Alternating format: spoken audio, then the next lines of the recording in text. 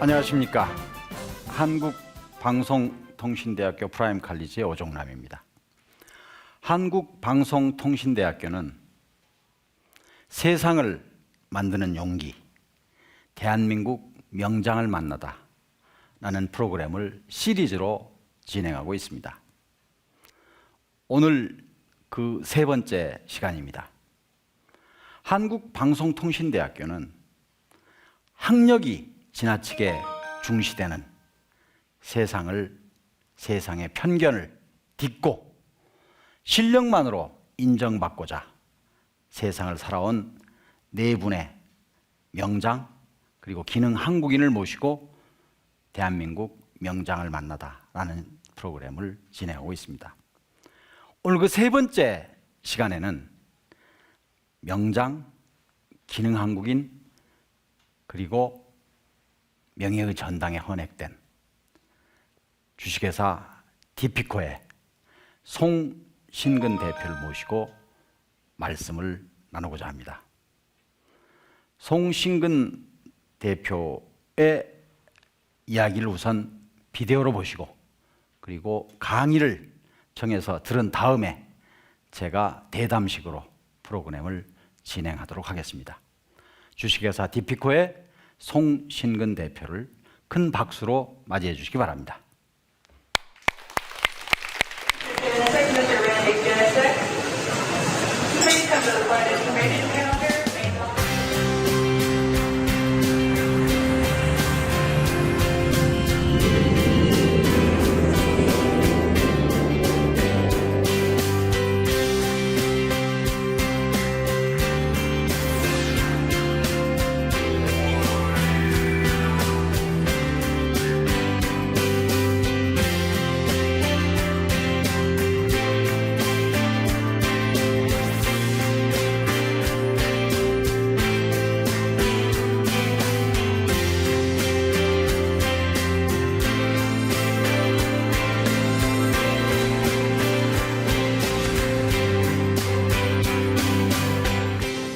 기술로서 최고가 되어야 되겠다는 그런 각오를 가지고 공부에 들어간 이상 국제대회에 나가서 금메달을 따야 되겠다는 그 부분은 뭐 그게 연장선으로 보시면 되겠고요. 그 최고의 기술자가 돼야 그래도 좀 최고가 안 되겠냐 하는 그런 뭔가 어릴 때의 큰 꿈이라고 그럴까요? 뭐 그거.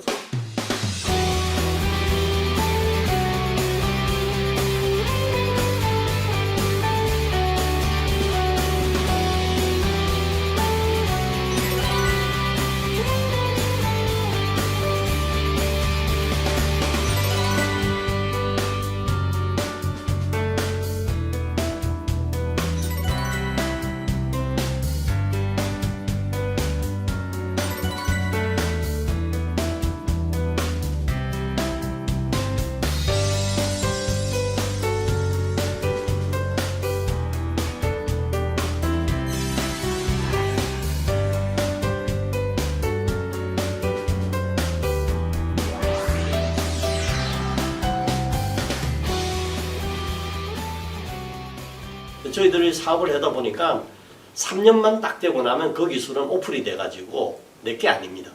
왜냐면 자기네들도 왜 우리가 특허라는 것을 받아보면 특허라는 것을 모를 적에는 창조잖아요. 창조라는 것은 아는 순간에 그건 간단한 거예요. 근데 모르는 순간에 그만큼 노력하고 배워야 되지 않습니까? 그래서 그만큼 노력을 해야 되는 거라고 생각하기 때문에 그래서 꾸준하게 노력을 하고 있다 그렇게 보시면 됩니다. 지금도 우리 기업 내에서도 굉장히 강요하는 거는 기술은 머무는 순간에 태고다. 그래서 계속해서 공부하고 노력하지 않으면 절대적으로 남한테 따라잡지를 못한다. 1등은 항상 먼저 배우고 먼저 공부를 해야 된다는 것을 강조하는 이유가 겁니다. 머무르면 안 된다.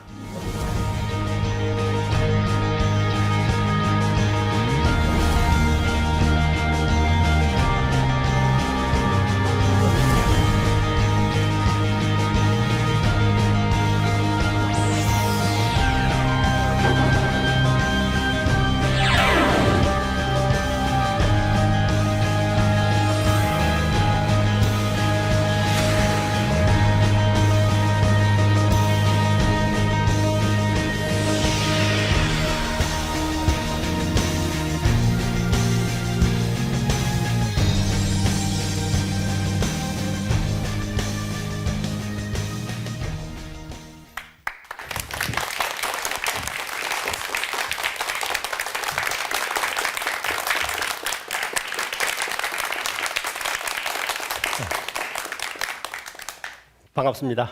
안녕하세요. 저는 1975년도 국제기능올림픽 때 판금 부분에서 동메달을 수상하고 기능한국인과 대한민국 명장 그리고 현재 주식회사 디피코의 대표이사를 맡고 있는 송신근입니다.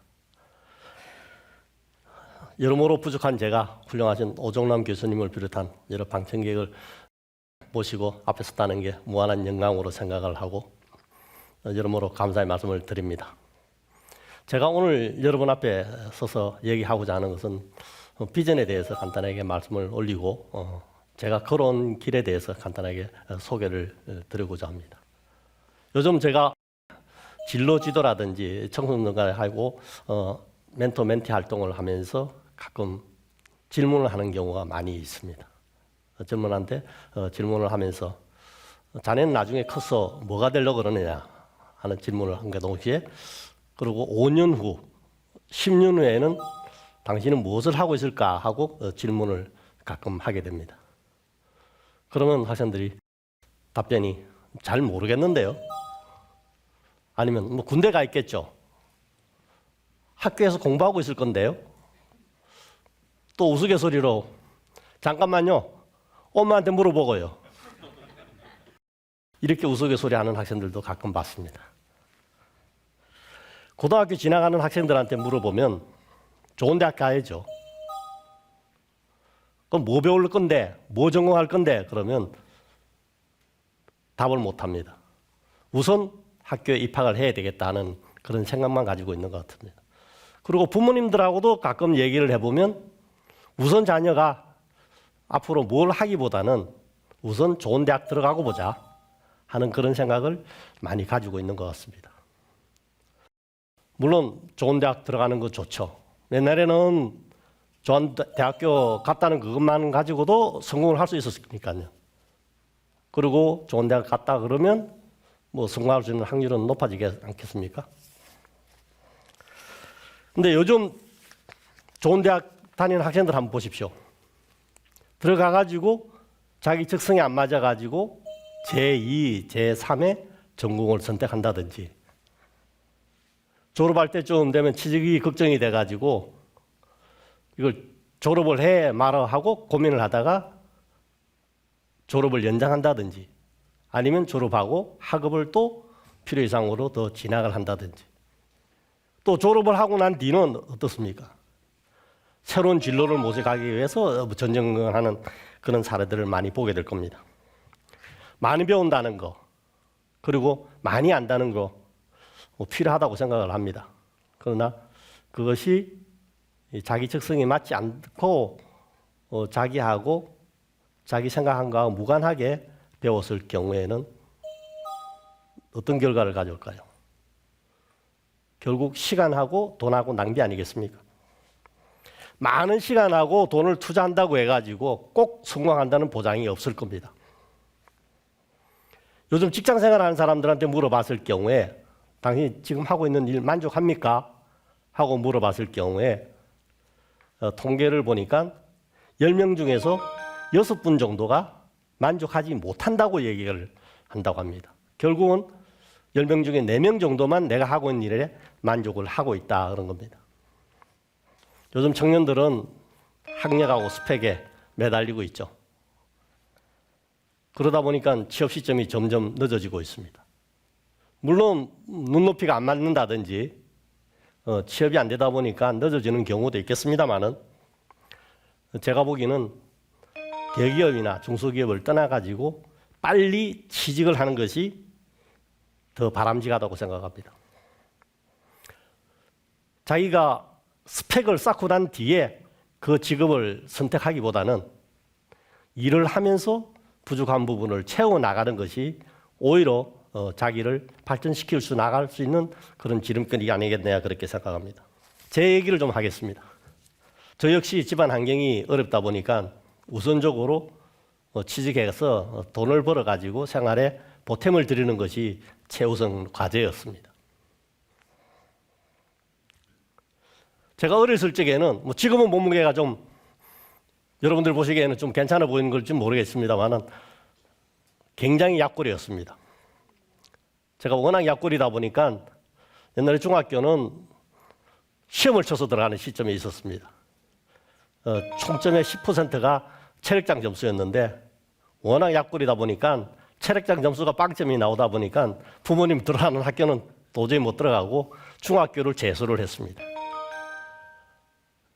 그것도 재수해서도 부모님 원하는 학교에 못 들어가고 정원 미달 학교에 겨우 들어갈 수 있었습니다. 들어가서 보니까 중학교 1학년 때는 상가 계열이더라고요. 그래서 상업을 조금 배우다가 2학년 되니까 또 공업을 가르치더라고요. 그래서 상업과 공업을 경험하면서 취직도 해야 되겠는데 그러면 상고로 가는 게 낫냐 공고로 가느냐 낫는 길로서에서 제가 공고를 택하게 됐습니다. 공고는 고등학교는 그 당시에는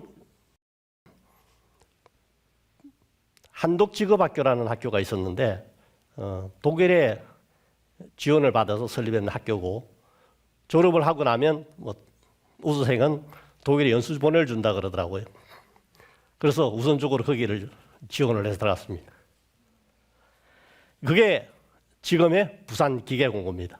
졸업할 때쯤에는 독일 원조가 끊어져 가지고 갈 수는 없는 그런 시점이 됐죠. 신입생으로서 영어 시간에 처음으로 영어 선생님이 칠판에 딱 쓰는 것이 비전이라는 단어를 쓰시더라고요. 사람은 항상 비전을 가져야 된다. 그리고 그 비전은 남이 만들어주는 것이 아니고 자기 스스로 만들어 나가야 된다. 그 얘기를 하셨습니다. 그때 어린 나이에 제 생각을 하니까 그럼 나는 비전이 뭐지? 나는 뭘 해야 되지? 내가 5년 후 10년에는 뭐가 하고 있을까? 참 막막했습니다. 그래서 그 당시 처음으로 나의 비전을 한번 세워봤는데 다른 꿈보다 기술자가 되려고 그러면 많이 알아야 되니까 1년에 이력서 한 줄씩 30살 될 적에 이력서 30줄을 한번 만들어보자 하는 막연한 목표를 설정을 했습니다. 그 목표를 설정을 하고 30살 되기까지 그 한 줄을 채우는데 굉장히 힘들었습니다.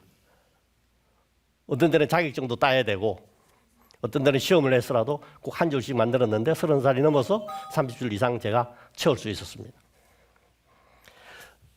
공고에 들어가가지고 들어간 한독직업학교가 조금 특이했습니다. 처음에 보통 공고에 들어가면 자기가 정기과나 기획과를 선택을 하고 들어가는데 한독직업학교는 독일의 시스템을 도입해서 그런지 1학년 1학기 때는 기초 실습 과정이 있었습니다. 거기서 전 과정에 대해서 실험을 하고 자기가 연습을 해볼 수 있는 기회가 주어졌어요. 그러다 보니까 그걸 하면서 내가 적성에 맞는 것을 선택할 수 있었습니다. 그래서 선택한 것이 지금까지 하고 있는 판금 직종을 그때 실습을 통해 가지고 판금을 하게 됐습니다. 판금을 정하고 나니까 제 목표가 뚜렷하게 제2의 목표가 설정이 됐다. 국제기능올림픽 대회에 한번 나가봐야 되겠다. 나가서 금메달을 따야 되겠다. 그리고 따고 난 뒤는 최고의 기술자가 한번 돼보자 하는 제2의 제 나름대로의 비전을 설정을 했습니다. 그래가지고 고 3학년 때 전국대회 1등을 하고 국제대회 대표 선수로 고3 때 선정이 됐습니다. 그리고 졸업하는 해인 1975년도 스페인 국제기능올림픽 대회 판금 대표 선수로 출전을 했습니다. 처음에는 금메달을 기대를 했는데 과제를 받자마자 너무 자신감 있은 가운데 과제를 하다가 실수를 했어요. 그래서 그 실수를 만회한 가지고 제품을 만드는 게 겨우 동메달을 획득할 수 있었습니다. 그러나 저는 훈련 과정 중에 나 나름대로는 최선을 다해서 노력을 했기 때문에 동메달을 받은 데 대해서 후회는 하진 않았습니다. 비록 금메달을 따지 못했지만은 동메달을 받았지만은 그 동메달이 저한테 실수를 해서 동메달이 만들어진 것이 앞으로 절대 실수를 하지 말아야 되는 또 덤벙대지 말아야 된다는 겸손을 저한테 큰 선물이 동메달로 가져다 줬습니다. 그 이후 제가 매사에 신중을 기하고 꼼꼼하게 챙기고 항상 신중히 하는 버릇이 들었고 그것이 오늘날 저를 만들어줬지 않느냐 그렇게 생각합니다. 그 결과 2013년도에 명예의 전당에도 들어갈 수 있었고 오늘 이 자리에도 서 있을 수 있지 않느냐 그렇게 생각을 하고 있습니다. 지금은 사업을 하는 사람으로서 현실에 만족하지 않고 앞으로 더욱 발전하기 위해서 제3의 비전을 가지고 열심히 노력을 하고 있습니다. 방청객 여러분, 그리고 시청자 여러분, 현대 산업 구조는 많이 변했습니다. 대량 생산 체제에서 가져오는 전문화, 분업화, 그리고 IT에 접목된 정보화 시대, 그리고 세계화와 고속화 시대에 우리는 살고 있습니다. 과거에 이랬으니까 뭐 지금도 괜찮겠지 하는 얘기는 의미가 없다고 생각을 합니다. 변하지 않는 것은 바로 여러분, 사람이 주체이기 때문에 그렇습니다. 우리의 미래는 우리 스스로가 만들어 나가야 된다고 말씀했습니다. 그리고 그 비전을 달성하기 위해서는 꾸준히 노력하고 최선을 다해야 됩니다. 좋아하면서 하고 싶은 일을 하면서 평상시에는 항상 변화하는 시대에 대응할 수 있는 시스템을 갖추고 항상 준비된 가운데 노력을 해야만이 성공할 수 있지 않느냐 하는 말씀으로 어제 강의를 정리하고자 합니다. 경청해 주셔서 감사합니다. 감사합니다.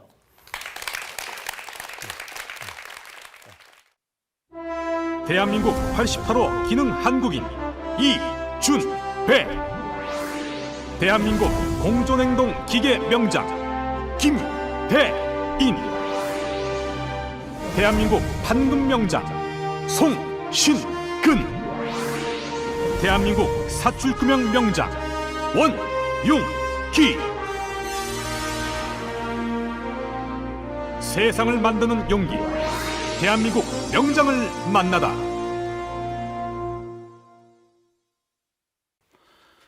우리 송신근 대표께서 해주신 멋진 강연 잘 들으셨어요? 네. 아까 강연 들을 때 아마 우리 방청객 여러분 궁금하셨을 거예요. 시청자 여러분도 궁금하실 겁니다. 우리 송신근 대표하고 저하고 살아온 시대가 비슷한데 그 시절에는 입학시험에 체력장이 너무 중요해서 이게 체력장에서 달리기, 뭐 던지기, 팔굽혀펴기 이런 거를 못하면 좋은 학교에 입학을 할 수가 없었습니다.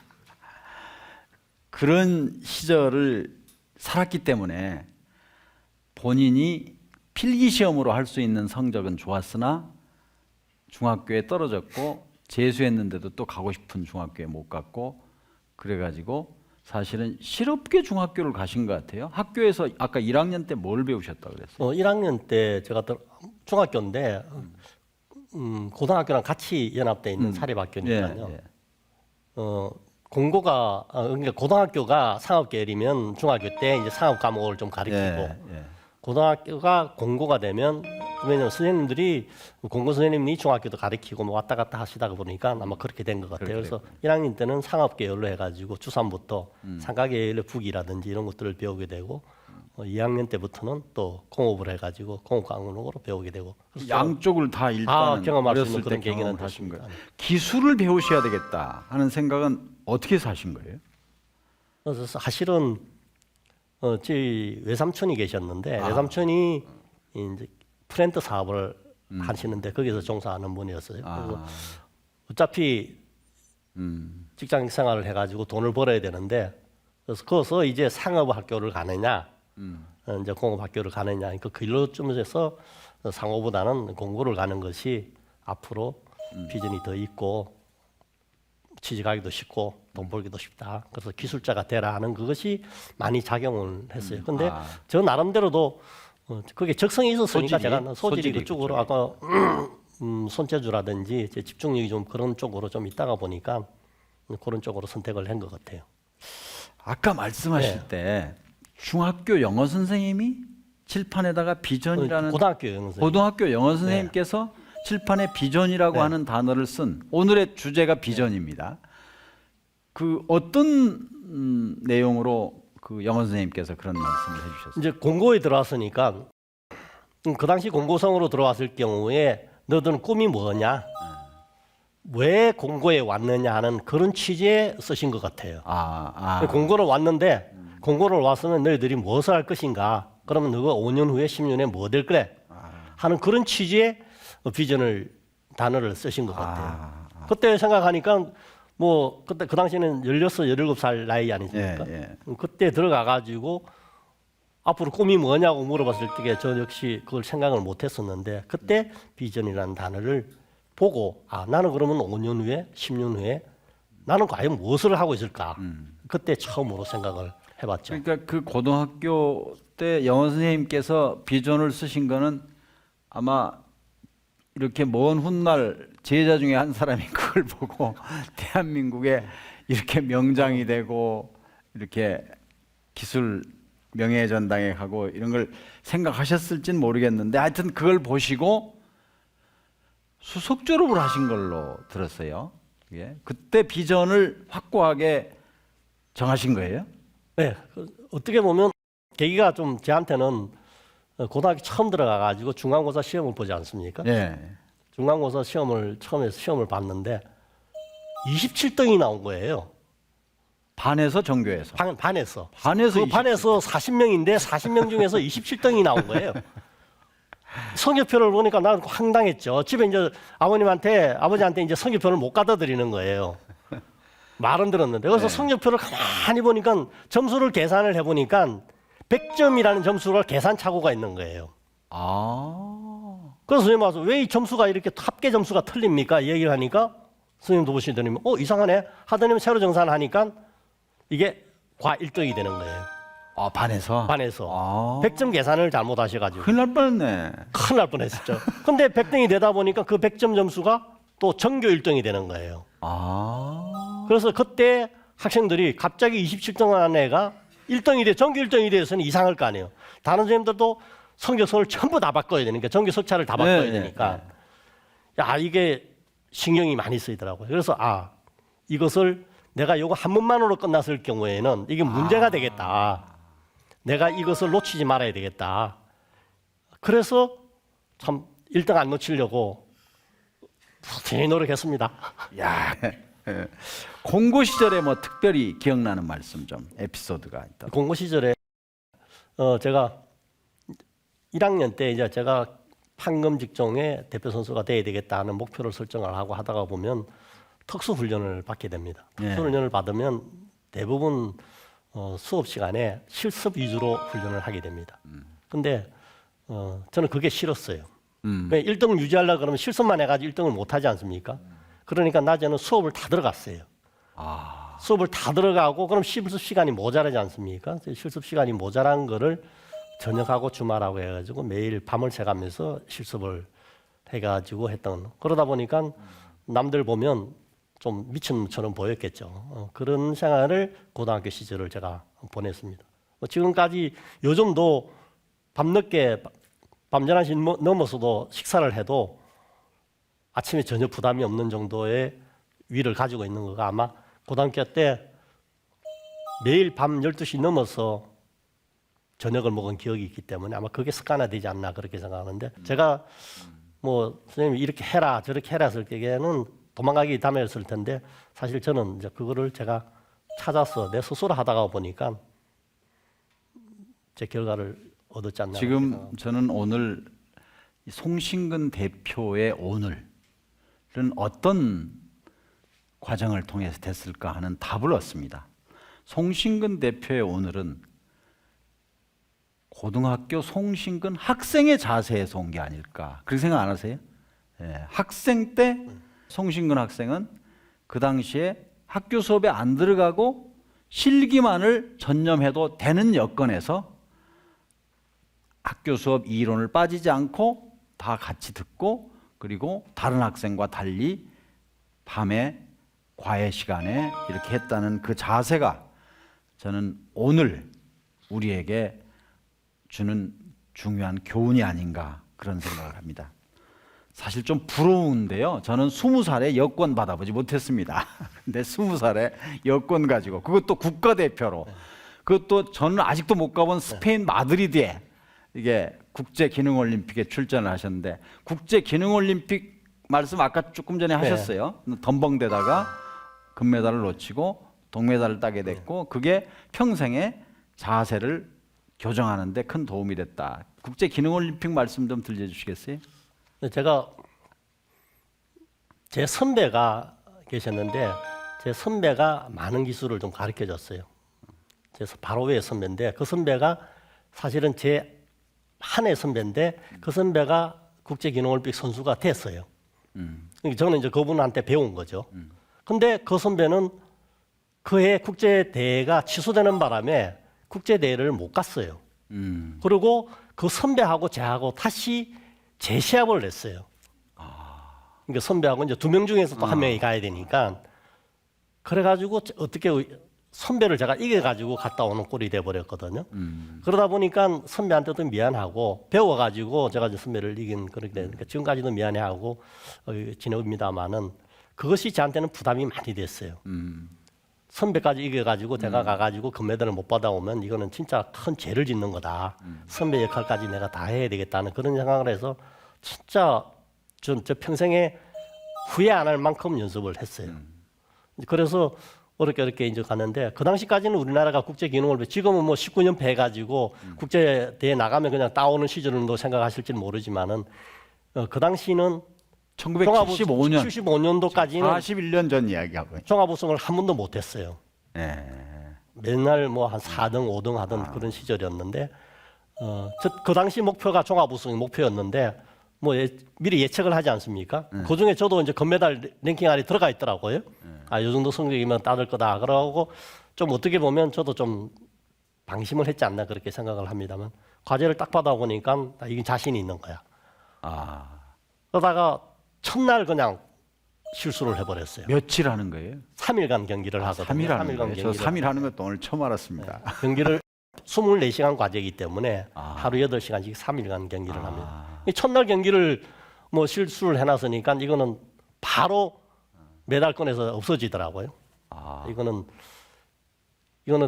최소한의 동메달은 건져야 되겠다 하고 뭐 전력을 해가지고 겨우 동메달을 건졌는데 안다고 덤벙대서도 안 되고 자기가 항상 최선을 다해야 된다.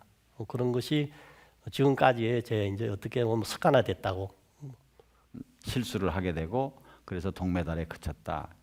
거기까지가 중요한 게 아니고 동메달을 땄기 때문에 그 다음에 인생에서는 절대로 덤벙대지 말자, 차근차근 하자, 철저하게 하자 이런 이제 평생의 교훈을 얻으신 거예요. 그렇죠. 그렇죠? 그게 뭐 제 인생에서는 가장 큰 기회가 아니겠네요. 또 젊었을 때에 어린 나이에 그런 경험을 했다는 그 자체가 저한테는 참 좋은 기회가 나한테는 왔었다 그렇게 생각을 합니다. 그거하고 그 당시 대기업으로 아주 많은 젊은이들이 가고자 했던 자동차 회사에 취업한 거하고는 관계가 있습니까? 없습니까? 그거하고는 조금 관계가 없습니다. 어떻게 해서 그러면 대기업에 취업하셨어요? 대기업은 제가 이제 판금이 이제 자동차에 가장 많이 쓰이는 분야입니다. 그러다 보니까 기아 자동차의 대표 선수가 되다가 보니까 거기서 들어가서 훈련할 수 있는 그 당시는 스카웃이라는 말이 아니고 어렵게 기아 자동차의 현장 직구를 해가지고 들어가게 됐습니다. 들어가서 대기업의 이제 대표 선수로 국제대회를 갔다 오게 된 거죠. 근데 그 기아 자동차에 공대 나온 엔지니어들이 수두룩한 그 기아 자동차에 뭐 수석 졸업은 했지만 그건 붙이고 다니는 게 아니니까 공고 나와가지고 취업을 하셔가지고 어떻게 해서 성공한 직장 생활을 하셨습니까? 처음에 이제 국제대회를 갔다 와가지고 배치가 된 것이 이제 후배를 양성하는 사내 직업 훈련소라는 데를 들어가서 후배 지도를 한 1, 2년 하는데 그러니까 훈련하는 그 훈련소에 현장에 있는 대졸 기사들이 와가지고 이제 훈련생들한테 강의를 많이 합니다. 아, 강의를 많이 하는 가운데 뭐 제가 이제 거기 훈련소에서 후배를 가르치는 것이 눈에 띄었는지 모르지만은 생산기술부로 와라 그러더라고요. 그래서 생산기술부 가보니까 처음에 들어가니까 이제 뭐 고등학교 새파랗게 군대도 안 갔다 온 친구가 들어왔으니까 뭐 심부름 시키기 제일 좋았지 않습니까? 뭐 설계하면 뒷바라지 그리고 뭐 어떻게 보면 밑에 일부터 좀 하고 있는데 기회는 저한테 주어지지는 않더라고요. 근데 어느 때 허드렛 일 중에 하나가 거기에 이제 전망대가 하나 있는데 전망대가 이제 게시판이 예. 굉장히 낡았어요. 야, 저거 새로 하는 설계해가지고 하라 그러는데 하는 사람이 아무도 없더라고요. 제가 한번 하면 안 되겠습니까? 그러니까 그래 한번 해봐 그러더라고요. 그건 지나가는 소리를 하더라고요. 그거를 한번 하는데 있는 모양 그대로 해서는 눈에 안 띌 것 같더라고요. 네. 그래서 제 나름대로 시장 조사를 많이 했죠. 그때 이제 놀이터부터 해가지고 전국에 있는 게시판이라는 게시판을 다 뒤져봤어요. 어떤 모양이 좋은가. 이제 그거를 나름대로 생각을 해가지고 스케치를 해가지고 그 현장에 설치할 수 있는 구조까지 딱 해가지고 도면을 만들어 딱 걸었더니만 깜짝 놀라더라고요. 그걸 보더니만 그러다 보니까 그런 일을 가끔 몇 개를 시키더라고요. 그걸 하는 가운데 좀 인정을 해주는 것 같았어요. 설계 좀 한다. 현장 감각이 좀 있다. 그러면서 분위기가 좀 안 좋아질 적에 좋아졌을 적에 제가 그러니까 설계 좀 하면 안 되겠습니까? 그러니까 그래 한번 해봐. 그래서 저한테 기회가 주어졌어요. 그래서 기회 줘가지고 이제 그것을 가지고 지금까지 할 수 있는 그런 계기가 된 그런 찬스였습니다. 그래서 처음에 들어갔을 적에는 그런 기회가 저한테 주어지지를 않았는데 그러한 저한테 찬스가 왔을 적에 제가 참 활용을 했지 않느냐. 그래서 그 다음부터 설계를 하면서 잘 하다가 보니까 신입사원 대졸 신입사원이 들어오면 제가 이제 설계를 가르쳐야 되는 그런 수준에 가다고 보고 또 나름대로 거기서 대응을 잘 해서 그런지 모르지만은 대졸 사원보다는 떨어지지 않고 대졸 사원보다도 오히려 더 빨리 진급을 할 수 있는 그런 케이스를 제가 갈 수 있었습니다. 본인의 문제가 아니라 회사가 유한이기 때문에 문제가 생긴 거예요. 그래서 이제 기아자동차라고 하는 회사가 문제가 생겼을 때에 본인이 창업을 하신 거예요. 어떻게 그런 생각을 하셨어요? 사실 기술자라 그러면 다들 창업을 해가지고 자기 나름대로 사업을 하냐는 게 아마 꿈을 가지고 있다고 생각을 합니다. 근데 저도 마찬가지로 그런 꿈을 가지고 있었어요. 가지고 있었는데 사실 제가 81년도에 들어가서 5년 때에 이제 생각하는 가운데에서 5년 뒤에 내가 뭔가 다른 걸 한번 해보자겠다는 생각을 해가지고 기아장사제를 그만두고 나온 경우가 있습니다. 그래서 나와가지고 학교에 가가지고 학생들을 가르치는 그런 계기가 있었는데 학교에서 가르치다가 보니까 이게 내 발전보다는 이게 어떻게 보면 기업체에 있을 적에는 내가 굉장히 공부를 많이 했거든요. 기업체 근무할 적에는 사실 어떻게 되냐면 설계를 해가지고 올리면 야 이거 구조 설계 확인했어? 이거 문제 안 생겨? 그러면 그것을 뭐 해봤습니다는 것이 아니라 서류상으로 해가지고 전부 자료를 만들어서 제출을 해야 돼요. 네. 그래야만 되는데 그걸 가지고 대응하기 위해서 제가 배운 게 이제 고등학교 수준 가지고는 되지를 않으니까 야간 대학을 다니면서 그것을 보충해 가지고 전부 다 커버할 수 있게끔 그런 서류를 지시를 하더라도 전부 보고서를 해 가지고 이상 없다는 걸 보고할 수 있는 그런 상황을 했는데 막상 81년도에 그 목표를 해서 다른 걸 한번 해보겠다 해가지고 나왔다가 다시 불려 들어갔어요. 83년도에 2년 만에. 한번 나왔다가 다시 들어가는 상황에서 제가 함부로 나올 수 있는 상황은 아니었어요.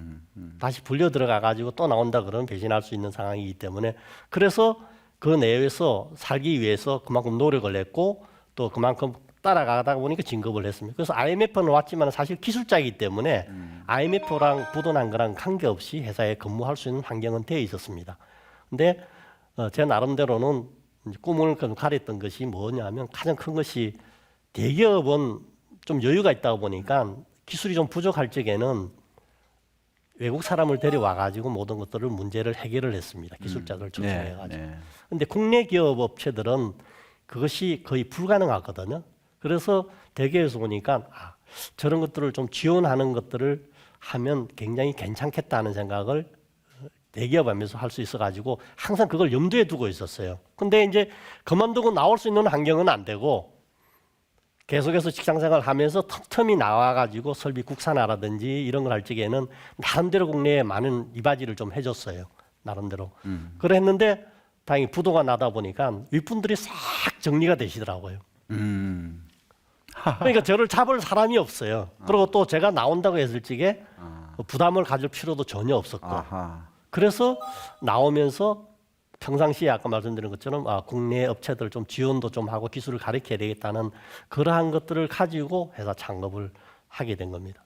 물론 뭐 대기업에 계속 했었으면 더 편안하게 더 안락하게 살 수도 있을지 모르지만은 제 나름대로 이제 또 제 2의 꿈을 위해서 그렇게 해서 회사를 그만두고 나와가지고 창업을 하게 된 겁니다. 근데 그 정도의 기술이 있고 또 기아 자동차에서 부장까지 하셨으면 다른 자동차 회사에 취업도 하실 수 있었을 거예요. 네, 근데 또 직장 생활 한다는 것보다는 제가 이제 창업의 힘을 가지고 남을 가르치는 것에 대해서 좀 중점적으로 한번 해보자 하는 창업에서 제가 제조업이 아닌 엔지니어링을 해가지고 엔지니어링이라는 게 이제 기술을 가르쳐가면서 같이 공동으로 개발해 나가는 그런 업무 성격이 굉장히 깊거든요. 그래서 컨설팅 업무 겸 뭐 그런 일을 창업을 하게 된 겁니다. 지금 송신근 대표가 지금 대표로 있는 회사 이름을 아마 잘 모르실 거예요. 디피코라고 하는 회사예요. 디피코는 이게 맨 처음에 D라고 하는 게 있는데 이게 디자인하는 거예요. 그다음에 P라고 하는 게 있는데 그게 프로덕션이에요. E라고 하는 게 있는데 그게 엔지니어링이에요. CO라고 있는 게 컨설팅이에요. 그러니까 아주 특수한 사업 영역이에요, 지금. 그러니까 본인이 창업을 하셨지만 보통 지금까지 배운 기술을 가지고 뭘 만들어 가지고 파는 그런 창업이 아니고 그야말로 남의 생산 공정을 디자인해 가지고 그 생산 공정을 아주 쉽게 해주는 그러한 아주 특수한 그러한 사업 영역으로 이제 지금 창업을 하신 거예요. 왜 그런 생각을 하셨어요? 아까 말씀드린 지금 돌아보면 것처럼 신통한 생각인데. 외국에는 이런 엔지니어링 사업이 굉장히 활성화되어 있더라고요. 돼 있는데 우리나라만은 제가 창업을 해가지고 업체를 방문을 해보면 엔지니어링을 몰랐어요. 모르기 때문에 실컷 해주고 나면 뭐라 그러냐면 돈을 줘야죠. 그러면 뭐라 그러냐면 야 그거 그냥 가르쳐 준 거 아니야? 전부 그런 식이에요. 왜? 그러한 것들은 설비를 만드는데 따라오는 부속품으로 생각을 하는 거예요. 그 당시에는 엔지니어링은 산업 코드도 없었어요. 근데 그게 이제 2000년도에 들어가니까 이제 지식 산업이라는 것이 발표가 되면서 이제 지식 산업 코드로 해가지고 엔지니어링 산업 코드가 2002년도에 저희들이 하고 있는 산업 코드가 생겼습니다. 그 정도로 우리나라가 제조 쪽에는 강했는데 그런 지식 산업 쪽으로 그런 것이 좀 부족했습니다. 지금도 마찬가지입니다. 지금도 그런 쪽에는 국내 영업이 참 힘듭니다.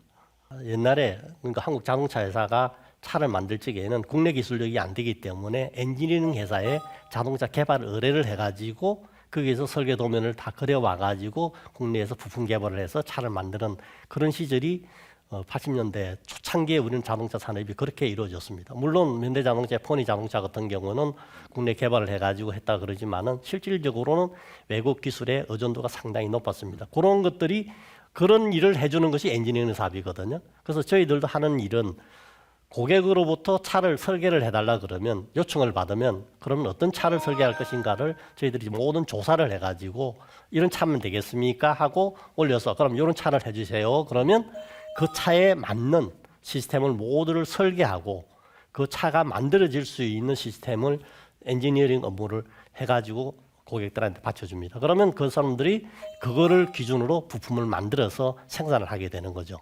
그래서 대기업이 개발하고 있는 자동차의 하드 쪽이 아닌 소프트 쪽은 업무를 저희들이 지금 전부 다 하고 있다. 그렇게 보시면 되겠습니다. 주식회사 디피코는 내수를 많이 한다, 수출을 많이 한다? 네. 수출이 몇 %예요? 저희들 98%가 수출입니다. 네. 이제 아시겠죠? 왜 우리나라에서는 아직도 디피코가 설계한 자동차 엔지니어링이 돈을 벌 수가 없는지. 그러니까 외국은 이거를 충분히 값있게 살 줄 아는데 우리는 이제 발주한 회사가 가르쳐 준 걸 가지고 돈 달라고 한다고 이렇게 한다 이런. 전 세계에서 실제 자동차를 개발하고 설계하는 나라는 뭐 몇 개 안 됩니다. 물론 유럽의 자동차 회사라든지 한국, 일본, 미국 그 외의 나라에서는 자체 개발할 수 있는 능력을 가지고 못하는데 차는 많이 만들고 있지 않습니까? 그런 것들은 다 엔지니어링 회사로부터 엔지니어링 지원을 받아서 개발한다 그렇게 보시면 됩니다. 지금까지는 이제 우리 송신근 대표 거론 얘기, 그다음에 하시는 일의 성격 이거를 좀 특이하기 때문에 알아봤습니다. 이제 실제로 우리 송신근 대표가 일하시는 현장에서 직원들의 목소리를 우리 제작진이 따왔는데 그걸 함께 보는 순서를 갖도록 하겠습니다. 이곳은 황금 명장 송신근 대표가 이끄는 회사 DP코. 1998년 IMF 경제 위기의 상황 속에서 송신근 대표가 기아 자동차를 퇴직한 이후에 당시 동료들과 함께 창업한 회사다. DP코는 자동차 개발과 제조 관련 기술을 제공하는 엔지니어링 기업이다.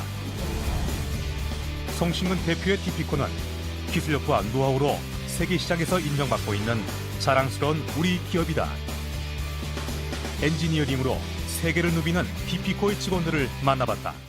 환갑도 지나셨고 체력적으로도 많이 떨어지셨고 또 이 손님들 만나기 전에 술 드시기 전에 약도 드셔야 되고 너무 힘드시니까 조금은 밑에 사람들한테 많이 넘기시고 또 밑에 사람들이 당신 그 생각만큼 못 따라주더라도 많이 지도를 해주시고 믿어주시고 그러셨으면 좋겠어요. 이야, 이거는 뭐 환갑 넘으셨으니까 이제 직원들한테 좀 힘든 일은 넘기고 조금 이게 휴식을 취하시라는데 어떻게 생각하세요? 저기 나오신 분이 88년도부터 저랑 같이 업무를 하는 사람입니다. 대기업에 같이 근무하다 같이 나와가지고 지금까지 근무하고 있는 사람인데 네. 제가 사실은 지금은 뭐 경영을 한다 그러지만은 경영자이기 전에 기술자입니다. 그래서 저는 실무형이라다 나오니까 아마 우리 직원들이 고객한테 사인 받기보다는 아마 제한테 성인 떨어져 가지고 고객한테 제출하는 게 더 힘들다는 소리를 한마디로 저렇게 얘기하는 것 같습니다. 네. 그래서 고객과의 관계는 굉장히 신뢰라고 생각을 하거든요. 네. 예를 들어서 자동차를 하나 개발하는데 개발이 실패가 되면 회사는 망합니다. 그런 중요한 일을 저희들이 맡아서 하다가 보니까 제가 그렇게 사실 제만큼 기술을 가진 사람도 없고 경험이 풍부한 사람도 없는데 제가 사장이네 하고 뒷전에 가 있고 몇 개나 부리면 좀 그게 믿음지는 못합니다. 그래서 우선적으로 제가 이제 제 이름이 송신근이지 않습니까? 송이 나라 송자고요. 네. 신이 믿을 신, 근자가 뿌리 근자입니다. 제 아버님이 지어주셨는데 그게 이제 신근이라는 게 믿을 만한 뿌리다 그러는 건데 아마 기업을 하면서 그 신뢰가 이루어지는 순간에는 뭐 힘들지 않겠느냐. 그래서 그걸 기준으로 뭐 제가 사업을 경영하고 있다고 봐주시면. 직원들과의 관계는 솔선수범이다. 앞장서서 내가 한다 이런 말씀이네. 다른 직원 얘기 좀 들어보겠습니다. 예, 저 사장님이랑 같은 기술자 길을 걷고 싶은데 그러려면 비결이라던가 그런 거가 따로 있는지 좀 자문 좀 구하고 싶습니다. 지금 궁금한 얘기 한번 답해보시죠. 참 혼란스러운 질문을 많이 하네요. 예, 기술자의 길을 걷고자 하는 사람이 어떻게 하면 우리 송 대표님처럼 성공할 수 있는지. 우선적으로 한 길을 좀 파라 그렇게 생각을 하고 싶습니다. 제일 먼저 한 길을 파야 된다. 요즘 와가지고 굉장히 젊은 사람들이 다양한 경험을 하고 싶어 하는데 물론 다양한 경험도 좋지만은 그것을 마냥 다양한 경험을 하다가는 자기 한 걸음을 파지를 못합니다. 그래서 빠른 시간 안에 한 걸음을 파가지고 한 길을 해나가면서 뭐 조금씩 자기 판로를 넓혀 나가야 됩니다. 왜냐하면 옛날에 브라운관 시절과 지금은 LCD 시절로 바뀌었습니다. 브라운관 기술자가 LCD로 바뀌면서 한 길을 브라운관 하라 그러니까 브라운관만 갔으면 그 사람들은 없어지는 직종이니까 그 사람은 안 됐을 겁니다. 그러나 한 가지 가면서 변화에 대처할 수 있는 그러한 자기 나름대로의 노력을 해가면서 변화가 일어나더라도 견딜 수 있는 이런 시스템을 가져야만이 성공을 할 수 있다. 그래서 외길을 하되 꼭 그 길만 가지 않고 지금은 변화의 시대에 대응할 수 있는 자기 나름대로의 공부를 해야만이 살아남을 수 있다 하는 그것을 우선적으로 성공의 비결로 생각합니다. 저 역시 한 길을 파고 싶었어요. 그래서 이 자리에 온 것 같은데 남이 원하기보다는 내가 스스로 선택한 길을 그런 법문을 가되 절대 현재에 안주하지 않고 꼭 이것이 어떻게 바뀔 거라는 것을 읽고 거기에 대한 공부를 했다는 거, 그것이 성공한 비결이 아니겠나 생각하고 지금도 그런 방법으로 생각합니다. 제가 우리 송신근 대표를 좋아하는 면은 본인이 걸어온 길, 학력 중시의 세상을 바꾸고 실력으로 평가받는 그런 세상을 만들고자 노력해온 길도 제가 좋아하지만 더 좋아하는 게 있습니다.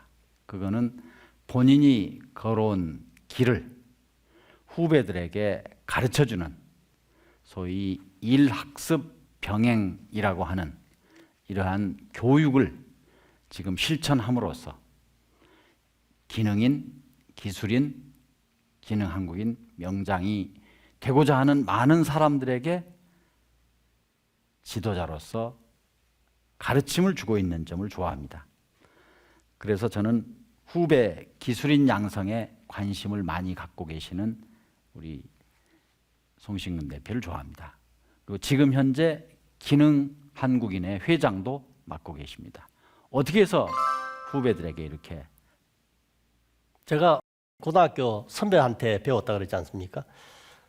선배한테서 기술을 배워가지고 국제대회도 나갈 수 있고, 물론 선생님들이 지도를 해주지만은 그런 기능적인 것은 선생님들이 가르쳐 주지를 못합니다. 그래서 선배들이 그런 기술을 가르쳐 줘가지고 제가 국제대회도 갔다 오고, 또 처음 직장 생활하면서 한 1, 2년간 사내직업훈련소에 있으면서 그런 젊은이들을 가르치는 것들을 보니까 굉장히 보람이 있더라고요.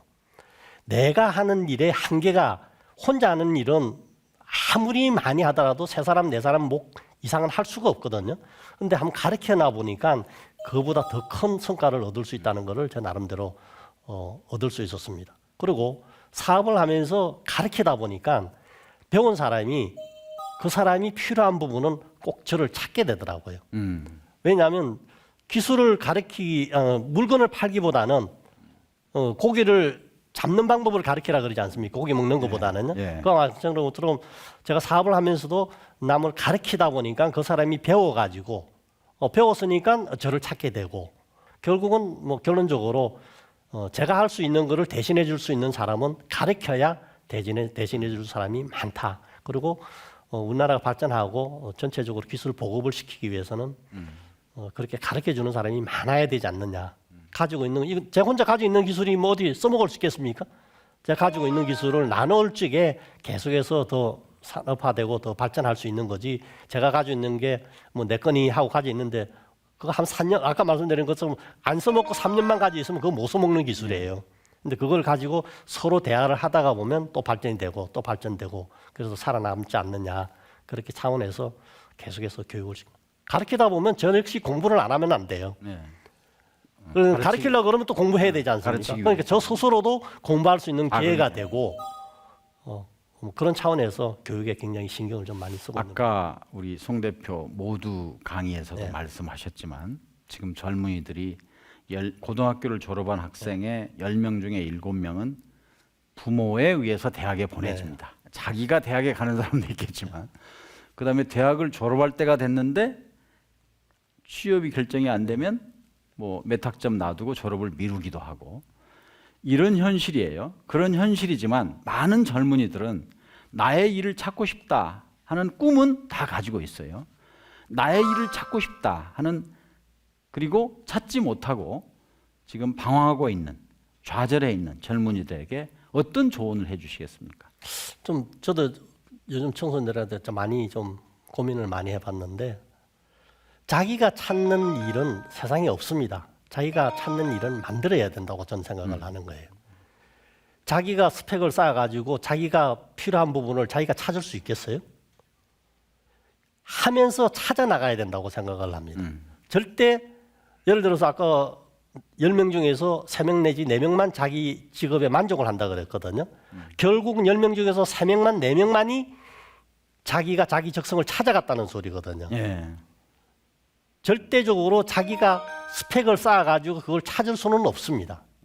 해가면서 그것을 찾아 나가고 자기 거로 승화시켜 나가야 되는 거지 그것을 찾으려고 하니까 그런 문제가 생길 거라고 생각합니다. 아마 한국의 젊은이들이 모두 선망하는 삼성전자에 취업하고 입사 시험에 합격했을 때 느끼는 그 기쁨은 잠시고 그 회사에 들어가서 적응하는 그 과정이 지금 송 대표 말씀하신 대로 상당수는 다시 좌절에 빠지고 나한테 맞는 직업이 아니다 하는 그런 경우도 많이 있다는 거. 그래서 스스로 내게 맞는 일을 찾는 길만이 나의 일을 찾는 방법이라고 하는 좋은 말씀을 하셨습니다. 이제 저하고 둘이만 대화를 나눌 게 아니라 방청석에 계시는 분들로부터도 이게 한 두 분 질문을 받아보겠습니다.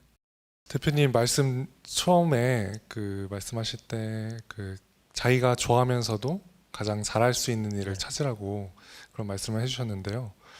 어떤 사람들은 자기가 잘하는 게 뭔지 모르고 가장 잘할 수 있는 게 뭘까 하면서 또 좌절감을 느끼는 또 젊은이들도 많을 것 같아요. 또 이런 경우에는 또 어떻게 하는 게 좋을까요? 제 손자가 있는데 제 손자가 장난감 가보면요. 이쪽 코너에 가면 이게 최고라고 이걸 잡습니다. 다음 코너에 가면 또 다른 걸 그거 바로 튕기치고 다른 걸 잡아요. 또 다음 코너에 가면 또 다른 걸 잡아요. 자기가 좋아하는 게 뭔지 또 뭐를 할 수 있는지를 모르는 상태에서 그런 판단을 한 거 아니겠느냐. 전부 다를 보고 손자 보고 골라라 그러면 딱 맞는 한 개를 골랐겠죠. 처음에 받는 걸 팽개치지는 않았을 거예요. 그래서 다양한 경험을 해가면서 결국은 직장 생활을 해가면서 이런 부분이 있구나 이런 부분이 있구나.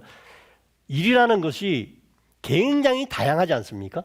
다양한 중에서 그냥 겉으로 보기는 좋을 것 같지만 해보니까 안 되는 게 있고 겉으로 보기는 굉장히 힘들어 보지만 해보면 딱 맞는 것들이 있다는 거예요.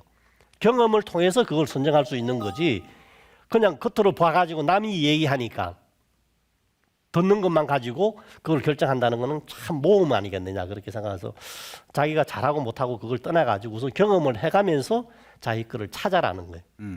그걸 찾아주지는 않으니까 경험을 해보고 찾는 길이 답이 될는지는 모르겠습니다. 저는 그렇게 생각을 하고 있습니다. 요즘 알파고 같은 인공지능이나 로봇이 많이 개발되면서 인간의 일자리가 줄어들고 있다는 걱정스러운 전망이 있습니다. 그럼 인간의 일자리가 줄어드는 시대에 대비하기 위해서 무엇을 준비해야 할까요? 그런 질문을 좀 많이 받습니다. 기술자들 일자리 다 잊어먹냐 그렇게 생각하는데 지금 우리가 인류가 살아온 지 수천 년 되지 않습니까? 수천 년 동안의 발전을 해왔습니다. 아마 1000년 전에도 그런 걱정을 했을 거라고 저는 생각을 합니다. 요즘 와가지고 요즘 연세 드신 분이 젊은 애들을 많이 걱정을 하지 않습니까? 어느 교수님한테 그 얘기를 들은 것 같아요. 로마 신전에 가보면 로마 시대에도 원로들이 청소년 걱정을 했다는 기록이 남아있다고 해요. 그러면 그때 뭐 문제가 났어야죠.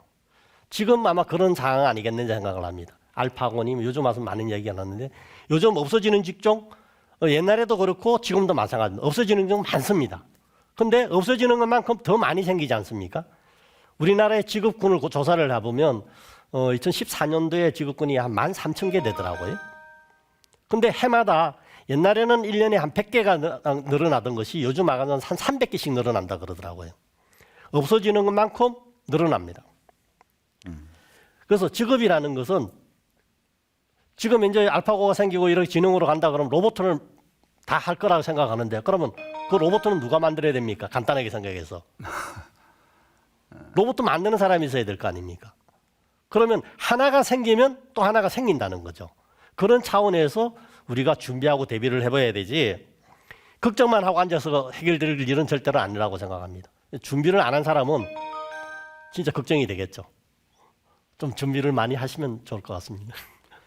이제까지 우리가 송신근 대표가 걸어온 길 어떤 자세로 살았는지 그리고 지금 현재 하고 계시는 일은 뭔지 그리고 이를 보면서 우리 방송대 프라임 칼리지의 우리 학생을 비롯한 시청자 여러분은 무슨 교훈을 얻을 수 있는지를 알아봤습니다. 이제 마무리할 시간이 돼서 마지막으로 우리 시청자분들에게 또는 학생들에게 한 말씀 하신다면 어떤 말씀을 해주시겠습니까? 요즘 와가지고 100세 시대라고 얘기하지 않습니까? 아마 요즘 젊은이들은 뭐 150세 세대가 될지도 모를 그런 환경이라고 저는 보고 있습니다. 평생을 뭔가는 하고 살아야 되지 않나 그렇게 생각을 합니다. 제가 오늘 주제로 잡아놓은 비전이라는 거는 그러면 과연 100세 때 내가 뭘 할 건가를 걱정을 하면서 준비를 해야 된다는 것을 말씀드리고 싶습니다. 걱정만 하지 말고 그러면 내가 50살 때, 70살 때, 100세 때, 150살 때에 그 목표를 하기 위해서 지금 뭔가는 준비를 하지 않고 간다 그러면 걱정이 될 겁니다. 그러나 조금이라도 시간 여유가 있을 적에 준비를 하고 대비를 해라 하는 거가 하고 마지막으로 말씀드린 거는 세상에 이런 힘들지 않는 일은 하나도 없습니다. 편한 일은 하나도 없습니다. 내가 하고 싶은 일을 할 적에는 돈을 주고 해야 됩니다. PC방에 갈 적에 돈 주고 PC방에 가서 놀지 않습니까? 스포츠 좋아하면 스포츠 관람석에 가가지고 돈을 주고 해야 됩니다. 자기가 하고 싶은 거는 대가를 줘가면서 하지만은 내가 얻으려고 할 적에는 그만한 노력의 대가가 있어야 된다는 것을 염두에 두시고 꼭 힘들다고 피하지 말고 힘든 일을 해가면서 자기 스스로 만족하는 쪽으로 생각하는 것이 편하게 생활하는 지름길이 아니겠느냐 하는 말로 가름을 했으면 좋겠습니다. 감사합니다. 오늘 주식회사 디피코의 송신근 대표는 비전을 가지고 인생을 설계하는 것이 비전이 없이 인생을 설계하는 것과는 비교가 안 될 정도로 중요하다. 너 5년 후에 뭐 하고 살 건데 10년 후에는 뭐 하고 있을 건데 이런 내용의 말씀을 해주셨습니다. 자기 인생의 비전을 가지고 살 때 훨씬 더 안정적이고 그리고 멋진 미래를 설계를 할 수 있다는 말씀으로 오늘 송신근 대표의 강연 그리고 대담 프로를 마무리하겠습니다. 이제까지 방청석에서 수고해 주신 여러분 그리고 시청해 주신 시청자 여러분 감사합니다. 다음번에는 우리 또 다른 명장 원용기 명장을 모시고 프로그램을 진행하겠습니다. 감사합니다.